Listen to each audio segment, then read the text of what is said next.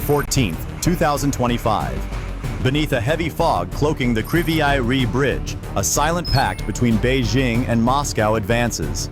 A convoy of 250 trucks, flying Chinese diplomatic flags under the guise of humanitarian cooperation, rolls forward. But overhead, an American satellite captures the truth hidden within: death. Concealed beneath crates of rice and medicine lie radar cores, drone microchips, and carbon fiber wings, $1.4 billion worth of weaponized deceit, bound for Russia's war machine. Miles away, deep underground, the Ukrainian Artificial Intelligence Command Center, SOVA-9, monitors everything. Its focus narrowed to one mission: Spectre Net. With clinical precision, SOVA-9 initiates the kill sequence.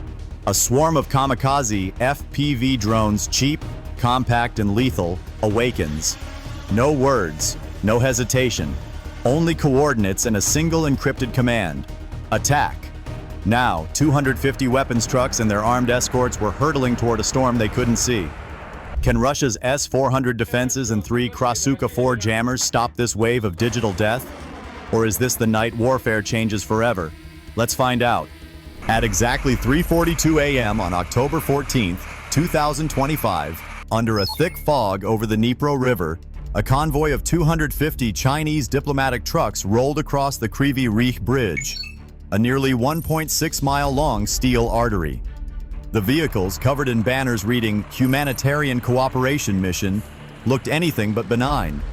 Hidden beneath tarps of fuel and barrels of medicine were radar modules, microchips, and carbon fiber drone parts, critical components destined for Russia's defense network.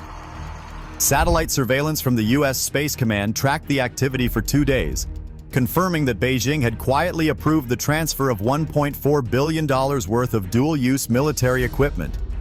Each container truck carried enough electronics to assemble 40 attack drones or 2 complete radar stations. For Moscow, it was salvation. For Kyiv, it was betrayal disguised as diplomacy. The convoy moved slowly, averaging just 18 miles per hour. Inside the lead vehicle, a Russian liaison officer calmly smoked a cigarette, convinced that the escort of 2 S-400 anti-aircraft launchers and 3 Krasuka-4 electronic warfare trucks made the route impenetrable. No one would dare attack a diplomatic mission, he joked over the radio. His words were lost in the static. Under the bridge, hidden from all radar and patrol drones, 20 AI-guided explosives clung to the steel bars like barnacles. They had been placed there 5 days earlier by Ukrainian special forces disguised as construction divers. Each device cost less than $700, and together they had the power to wipe more than $2 billion in goods and people off the map. Above, the fog thickened. The truck headlights flickered in the mist like fireflies, bright, fragile, unaware. The bridge creaked under their weight, a faint metallic groan echoing across the dark river, and somewhere deep beneath the steel and the silence, a small green diode flickered once, then went out. The trap had been triggered. 400 miles away, beneath 165 feet of concrete and steel, the SOVA-9 Artificial Intelligence Command Center operates with silent precision. It is buried in an abandoned subway tunnel on the outskirts of Kyiv, a place where even GPS signals have disappeared. Inside, 20 Ukrainian analysts sit in a dim blue light, their screens glowing with live satellite telemetry data and encrypted radio conversations from the Dnipro Bridge. Every heartbeat inside that bunker is synchronized to a single operation: Spectre Net, a top-secret AI system built with joint US and British funding. It controls a fleet of 20 Kajak Ryboth FPV drones, disguised as broken maintenance equipment. Each weighs just 10 pounds, but carries a 3-pound shaped explosive warhead capable of cutting through 2 feet of reinforced concrete. At $600 each, the entire swarm cost less than $8,500, about the price of a Chinese soldier's rifle scope. But together, they were capable of destroying more than $200 million in military assets in a single attack. For 72 hours, the drones lay dormant, powered by cryogenically melted microbatteries designed to operate for 4 years without maintenance. Their mission was simple but terrifying: wait for a single heavily encrypted packet from orbit, the equivalent of a sniper's trigger. At 4:12 a.m., one of the analysts, Lieutenant Melnick, noticed a change. A small spot on the thermal feed. The Chinese truck was slowing below 10 miles per hour halfway across the bridge. The tires, made of synthetic rubber, were failing from the sudden drop in temperature. That was exactly when the SOVA-9 predicted it would hit with a 94.3% probability. "Target confirmed," the commander said, his voice calm but his eyes focused. On the screen, red icons flashed in the correct order under the shadow of the convoy. When it reached 0, the colonel gave an order. A line of code flashed. "Execute 7, waiting for satellite signal." Somewhere across the Dnipro River, 20 sleeping drones opened their eyes. Could 20 stealthy drones controlled by an AI system hidden deep underground in Kyiv really penetrate Russia's most formidable defense system, the S-400, or was Ukraine headed for disaster? Let me know what you think in the comments below. The night was silent, except for the hum of diesel engines in the fog. At 4:38 a.m., a convoy of 250 Chinese diplomatic trucks crept toward the center of the Kryvyi Rih Bridge, a massive steel monster built to withstand 90,000 tons of pressure. But that night, it would have to contend with something far beyond its weight: intelligence. Beneath the bridge, 20 AI-controlled drones awoke in unison. Their brushless motors buzzed, a distant swarm of metallic bees. Within seconds, they had split into 3 attack formations, controlled not by humans, but by the SOVA-9 artificial intelligence, operating hundreds of miles away in Kyiv. Then, the first crack in Russia's armor. Inside the S-400 command vehicle, Lieutenant Sergei Malenkov, 27 years old and sleep-deprived, saw a flicker of movement on his radar. Nothing. A ghostly reflection. Electromagnetic dust. But fear drove him to recklessness. He switched from passive to active targeting, flooding the entire command post with high-frequency pulses. His screen emitted false echoes, hundreds of ghostly communications dancing across the screen. He panicked and launched 2 3,000,009 M96E missiles into the fog and destroyed a $50 Ukrainian dummy transmitter hidden under a bridge. The explosion tore a fireball 30 feet into the air, militarily pointless, psychologically disastrous. The illusion of control was gone. In seconds, chaos engulfed the convoy. Radios screamed, "Contact! Contact!" As drivers slammed on their brakes in panic. Trucks toppled like dominoes. 27 vehicles were crushed in the middle of the bridge. 34 soldiers died instantly, trapped in the warped steel and flames. The bridge became a fiery choke point, a perfect death zone. The SOVA-9 was undeterred. It adapted. The remaining 19 drones dove under the girders, disappearing into the radar darkness. One turned on its X-band jammer, emitting a 1.5 kilowatt pulse that crippled Russian radars within a 3-kilometer radius. The screen went white. The command sensors blinked. That failure marked a signal. At 4:45 a.m., a single word appeared on Kyiv's screen: executed. 11 drones soared at 220 miles per hour, slamming into the bridge's underside in 1.3 seconds. Their shaped charge warheads detonated with 5,000 psi, enough to lift 12,000 tons of concrete from its foundation. The bridge didn't collapse, it just disintegrated. The next 5 drones targeted the center of the convoy, where 9 Chinese JY-27A radar vehicles were moving in formation. Each blast cut through the steel with surgical precision, small but deadly blasts, like a scalpel severing an artery. Then came the final chain reaction. The remaining 3 drones ignited 78,000 gallons of jet fuel. The resulting fireball was half a mile wide, vaporizing 250 trucks, crushing steel, and obliterating 10,000 military supplies. The explosion registered as a magnitude 2.8 earthquake on local seismic sensors. From the Kyiv command bunker, the SOVA-9 heat signature exploded red. Target grid saturation reached 100%. The entire middle section of the bridge, more than 400 meters long, was a raging fire. Caught between the flames, Russian and Chinese soldiers screamed into their broken radios. Some jumped into the freezing water, others just stood there, numbed by the light and heat. And in the calm voice of an operator, transmitted through static, the final words rang out. The objective is complete. The structure will collapse in 20 seconds. The Dnipro Bridge groaned, twisted, and began to die.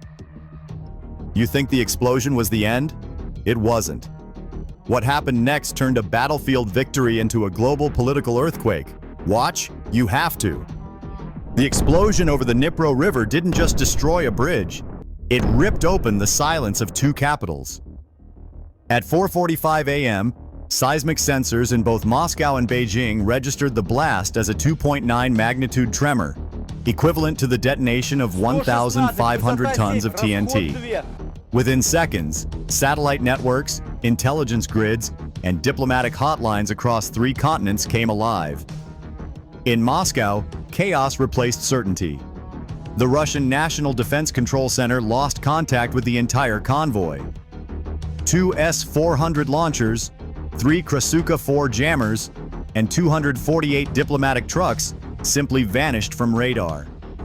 Screens flickered, showing only a plume of thermal energy spreading across the Dnipro, a fire signature larger than 2 football fields. General Petrov barked orders, demanding reconnaissance, but the nearest Su-34 strike aircraft couldn't even approach. The heat column was too intense for infrared sensors to function. In Beijing, the news hit like a hammer. The convoy's loss represented $1.4 billion in humanitarian cargo, secretly registered under the Ministry of State Security's offshore logistics front, Shenlong Energy Development. For the Chinese Foreign Ministry, it was humiliation. State media immediately cut programming and replaced it with patriotic music. By 5 a.m., the story officially became a mechanical failure on a Ukrainian bridge. But raw satellite footage from American NOAA-22 had already leaked, showing the convoy's destruction in crystal clarity.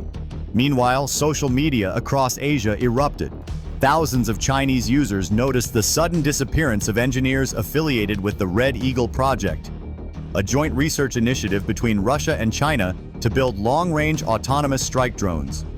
At least 16 Chinese military scientists were confirmed dead, among them Dr. Liang Yusheng, Beijing's top radar systems architect. Back in Moscow, the Kremlin scrambled to react.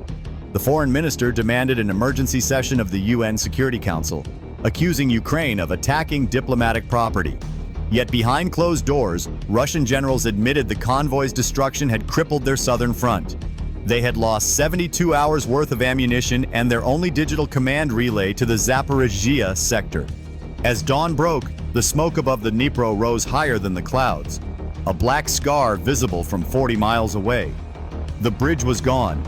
The alliance was bleeding.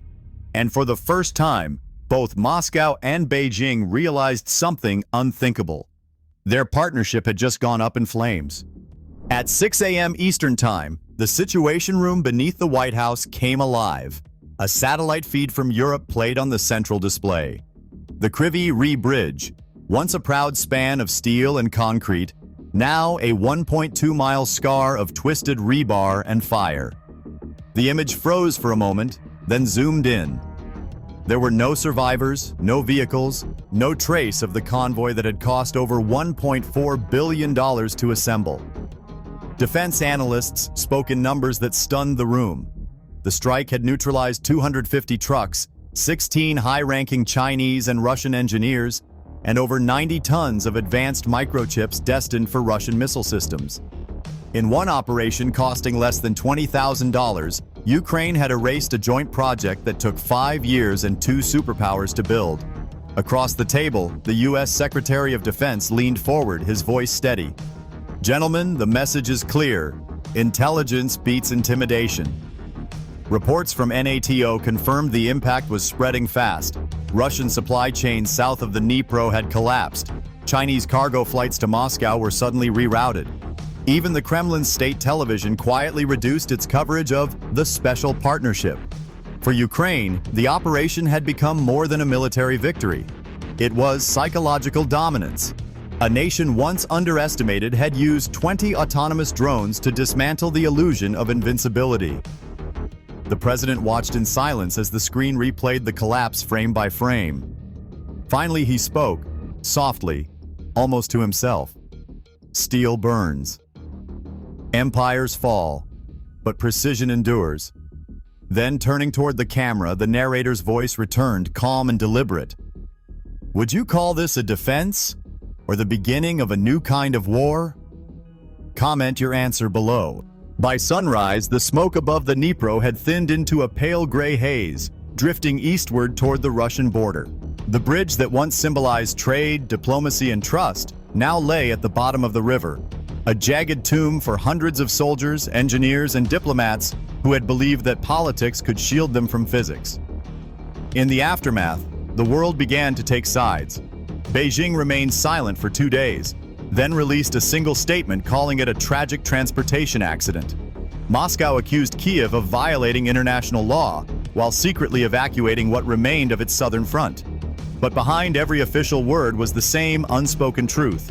The China-Russia alliance had been broken not by weapons of mass destruction, but by 20 drones smaller than a hawk. At NATO headquarters in Brussels, military analysts called it the most efficient strike of the decade, an operation that cost less than a single tank round, yet delivered the strategic equivalent of a nuclear detonation. For the United States, it was proof that the age of giants was ending, replaced by an era where data, AI, and precision ruled the battlefield. And in Ukraine, as dawn reached the battered city of Kryvyi Rih, soldiers stood on the riverbank, watching the last embers fade beneath the waves. They didn't cheer. They didn't celebrate. They simply knew the message had been received. Across oceans, across continents, and deep within the hearts of those who once thought themselves untouchable.